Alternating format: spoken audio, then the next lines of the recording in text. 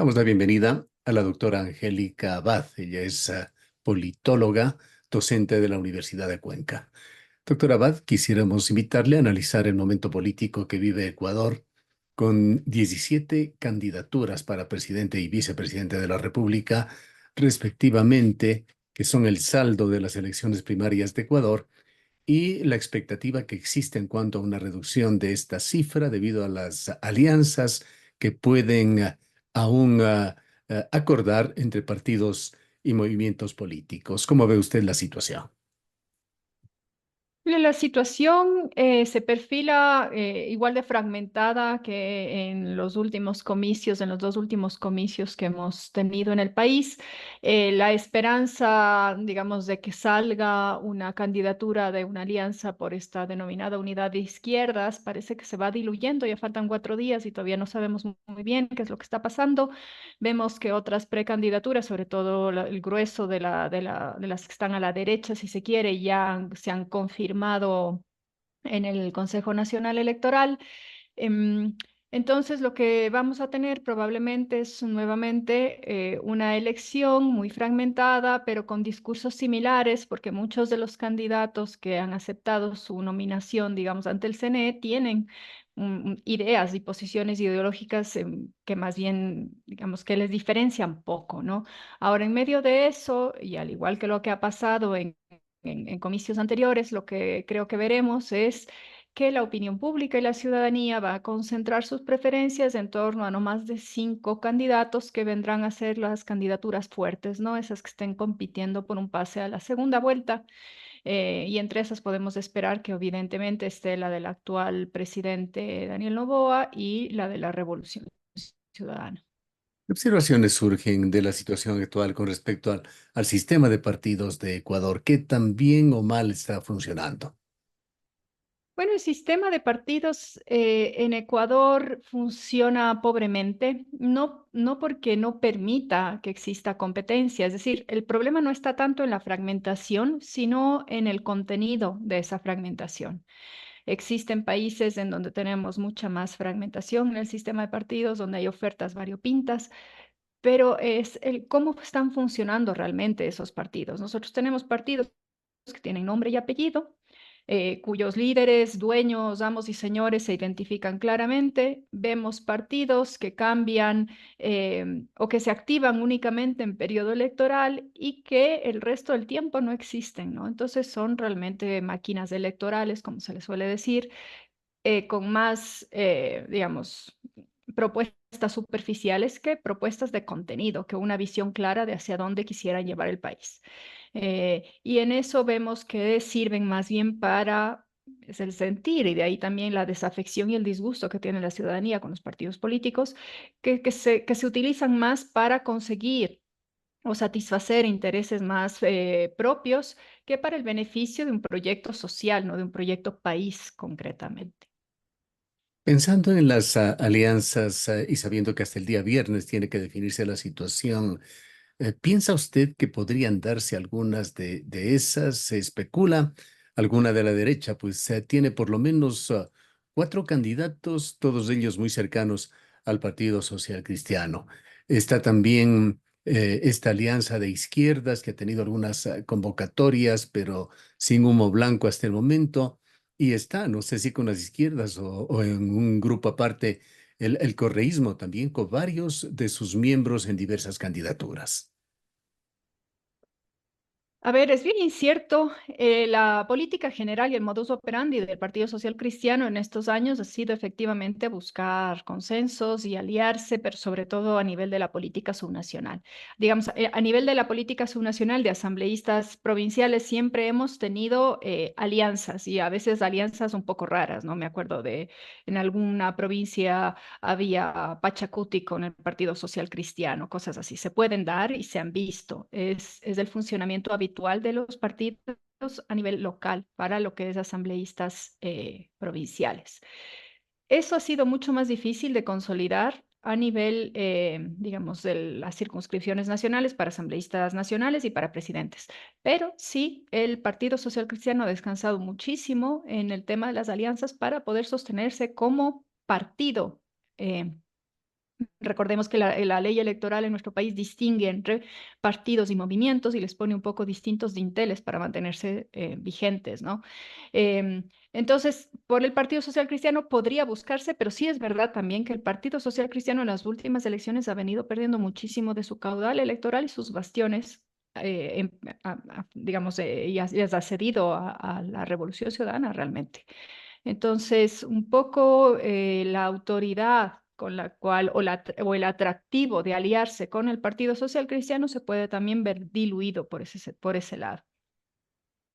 Y más allá de las tendencias entre los nombres, ¿visualiza usted algunos de ellos que puedan aglutinar apoyos? Pocos.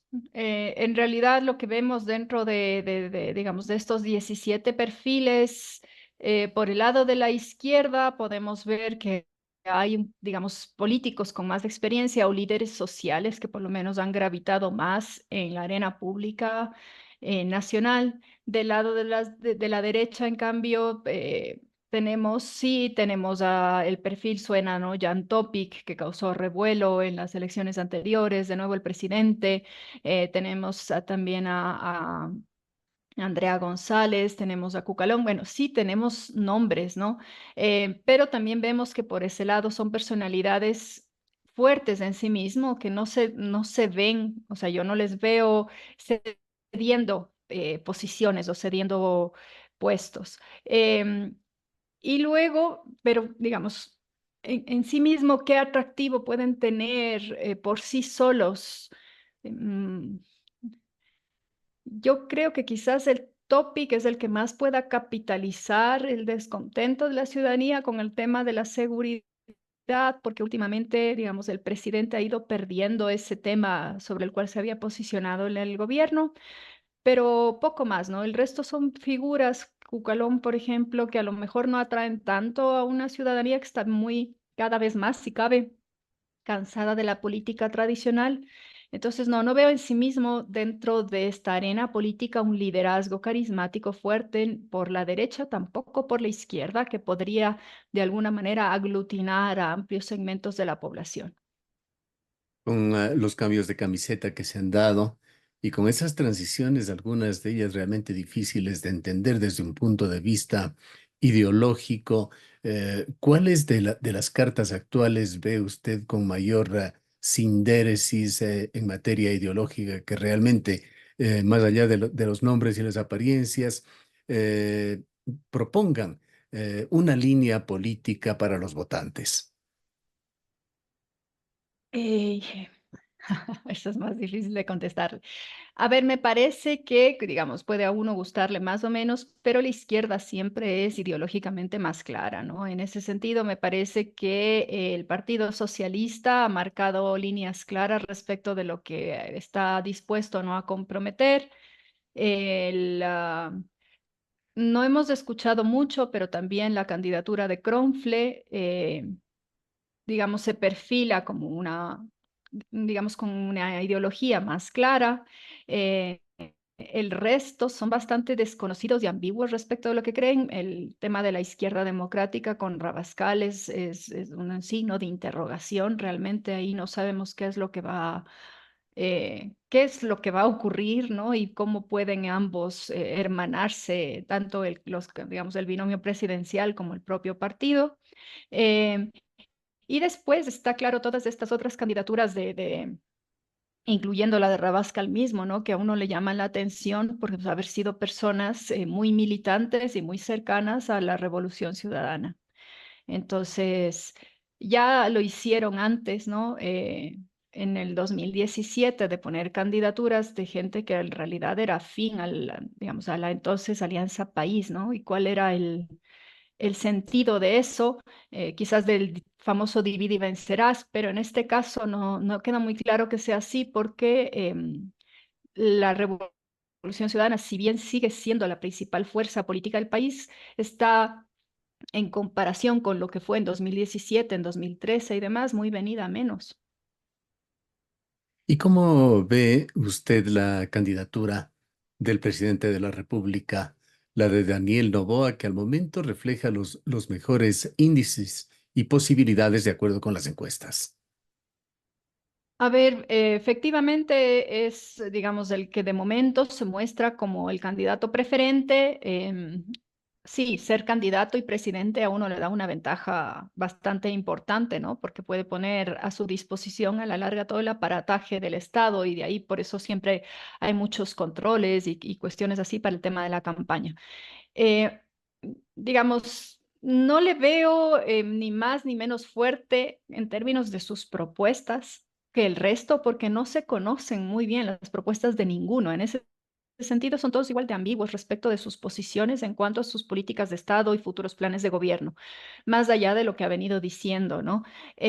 Mi miedo con respecto o la principal debilidad que yo puedo identificar con la candidatura de Daniel Noboa es justamente que no tiene un equipo de operadores políticos claros y que no sabría entender bien cómo armaría su plan de gobierno y su equipo de gobierno.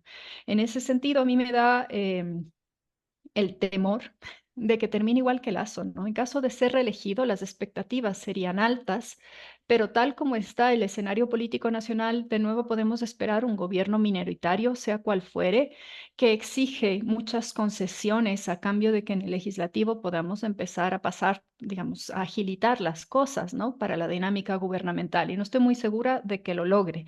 Y sostener algo así durante los próximos 4 años, digamos, que el escenario va a ser más complejo que este, que fue un gobierno de transición y que a la larga la ciudadanía ecuatoriana ha dicho, bueno, pues es un gobierno producto de una muestra cruzada, entonces las cosas, hay ciertos límites que se pueden hacer en una cuestión tan corta, pero ya con una perspectiva y un horizonte de 4 años, el descontento que se puede empezar a cosechar y la rapidez a la cual empieza a crecer ese descontento puede ser mayor. Entonces, creo que ese sería, si es que Daniel Noboa no empieza a hacer ciertas correcciones, ¿no? Y realmente generar un perfil o una claridad respecto a sus líneas gubernamentales y sobre todo a corregir ciertas posturas con ministros y con política exterior y demás, me parece que puede tener, si es que se reelige, si es que los vaticinios se cumplen, un escenario bastante complejo en el cual gobernar.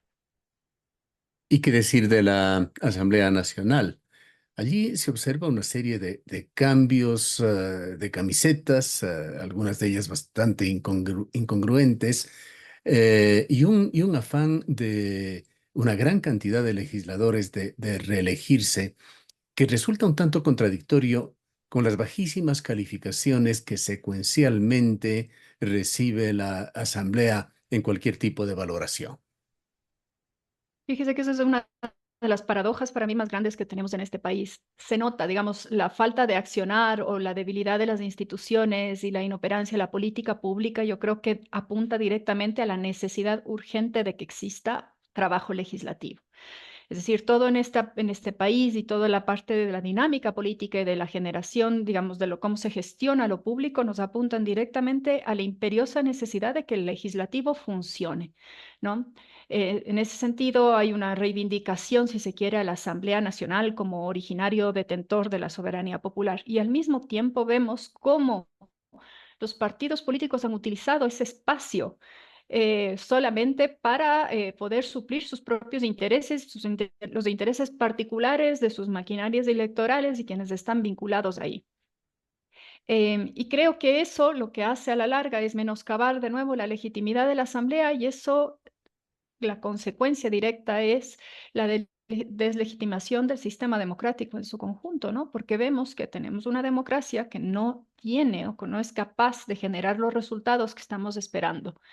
Y somos también muy capaces de apuntar con el dedo a quiénes son los culpables. Y los grandes culpables de todo esto son los políticos que no hacen nada más sino serrucharse el piso y pelearse unos a otros y cambiarse de camiseta cuando les conviene en la Asamblea Nacional. Es decir, no están haciendo su trabajo como legisladores, ¿no? Como los mandantes les deberían exigir. Ahora, ¿qué es lo que hemos visto? Sí, normalmente más de la mitad de los asambleístas se presentan para la reelección y más o menos el 30% de esos suelen resultar o más reelegidos.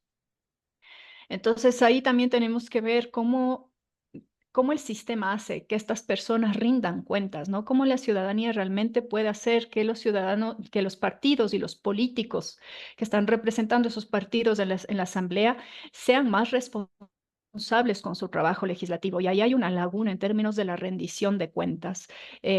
Que no ha sido suplida en ninguna de las reformas al Código de la Democracia y que el Consejo Nacional Electoral tampoco ha alcanzado, si se quiere, o tiene la capacidad de ayudar a fiscalizar o a promulgar, ¿no? Porque esto pasaría por promulgar mejor todo lo que son los planes de gobierno para poder luego rendir cuentas.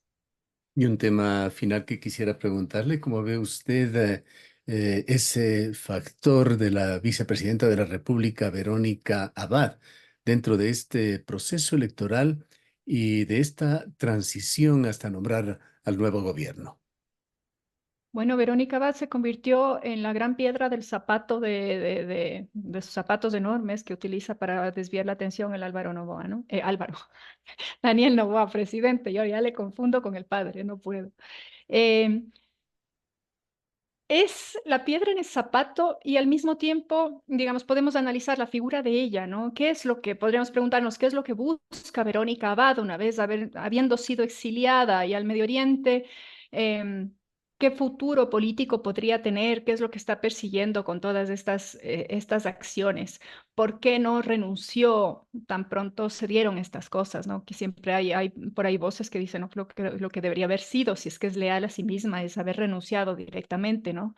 Em, pero ¿qué es lo que está buscando? Por otro lado, cómo el presidente ha abordado esta disputa con la vicepresidenta. Yo creo que ahí es en donde se vuelve a demostrar que el presidente no es necesariamente un profesional maduro de la política, ¿no? Eh, ¿Por qué le ha dado, digamos, todos estos instrumentos justificados o no? Ya va a depender digamos, de la posición política de cada uno, pero pareciera ser que hay, digamos, elementos justificados para que luego Verónica Abad plantee este juicio político, ¿no? ¿Por qué es que ha hecho él todas estas cosas cuando, asimismo, como digamos, la Constitución perfectamente le hubiese permitido mantenerla aquí y no darle mayores atribuciones y, digamos, no convertirla en esa arma tan saliente y tan prominente en la luz pública como está haciendo ahora, porque él mismo, digamos, le ha dado todas esas voces al enviarla a Israel. Y creo que ella sí tiene hasta cierto punto también su derecho de denunciar lo que se hizo con esa figura de la vicepresidencia, que a la larga es lo que nosotros votamos. Todo el mundo dice, no, es que nosotros votamos por Daniel Noboa. No, la ley hace que nosotros votemos por dos. Entonces, hasta cierto punto también, ¿qué es lo que se hace con una democracia cuando el propio presidente falta el respeto a lo que nos está marcando la ley y al sistema democrático que hemos planteado los ecuatorianos y que está en vigencia desde hace muchos años, ¿no? Entonces, digamos, es una situación compleja que se podría ver desde distintos puntos. Yo creo que la realidad de las cosas, lo más pragmático para decir hoy en día es que es su piedra en el zapato y probablemente lo será hasta que se tome la posesión el siguiente gobierno. ¿Qué prevé usted en todo caso en el marco de estas elecciones? ¿Unas elecciones tranquilas o tendremos nuevas tormentas en Ecuador? Yo creo que en Ecuador las tormentas, aunque queramos que sean de lluvia, siempre vienen de todas las cosas. No nos vamos a escapar de esta otra tormenta. Tenemos una recesión económica, tenemos unas tasas de criminalidad, de violencia, de inseguridad que siguen creciendo, una tasa de empleo que no ha crecido, tenemos problemas sociales profundos, tenemos políticos que no los conocen. Eh, Tenemos políticos que no saben posicionarse ideológicamente correctamente respecto a de lo que tenemos. Tenemos problemas a nivel de fiscalización, tenemos problemas de corrupción. Es decir, todos esos problemas van a saltar a la luz de nuevo durante la campaña y después van a abordarles como una avalancha a quien sea que asuma el próximo gobierno, ¿no? Entonces, no, me parece que, y además luego vamos a tener de nuevo, como ya hemos visto, porque no se ha hecho nada para realmente solucionar ese problema, el tema de la violencia política y la incidencia de todo el narcotráfico, la narcopolítica y demás. Creo que volveremos a ver cosas del estilo. Bien, le agradecemos mucho por habernos acompañado. A ustedes, gracias. Declaraciones de la doctora Angélica Abad. Ella es profesora investigadora de la Universidad de Cuenca, su especialidad politóloga.